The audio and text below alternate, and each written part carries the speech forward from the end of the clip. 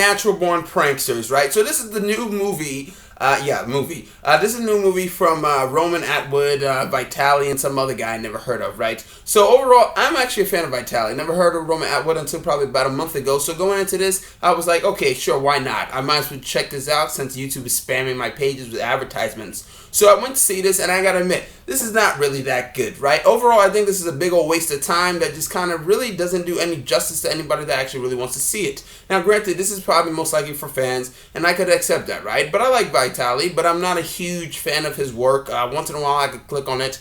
But for me, some of the pranks do come off as quite funny, right? There are some ones, particularly the one that stuck out in my head was when the husband kind of finds out that he's not really the father, and the black guy actually is to the Asian woman. I thought that was actually a really funny joke, or prank for the most part, right? But then there's some jokes, or pranks you want to just call them, it's very cringy, right? To the point where it's just like, this is just uncomfortable to watch, and it's just not funny. It just kind of comes off as a couple of guys that kind of, now I'm not saying they are, but the way it comes off is the way it looks like a couple of guys that kind of, are still stuck in that high school mode, even though they're like 34, 35 years old. Now, like I said, I'm not saying that they are, but that's just kind of how it comes off. Now, like I said, some of them can be funny, some of them can be very cringeworthy, but in some of them, most likely, you can easily tell that shit is scripted, right? The masseuse thing that kind of happens in here is easily scripted with the guy. You can easily tell that shit because it does not look legit. Now, granted, I would say even Vitali himself said there's a video that he said like 80% of this shit is like scripted or whatever.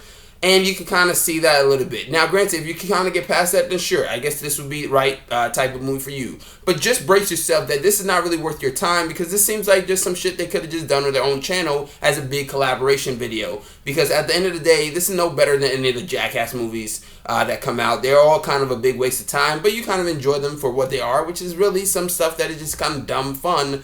So I guess that's worth the price of admission. But at my pricing for a movie, I wouldn't necessarily say go see it. Just wait till it's on YouTube and somebody just kind of uploads it there. But that's my review. Comment, subscribe, like. I'm Chris Smith, and I'm signing out.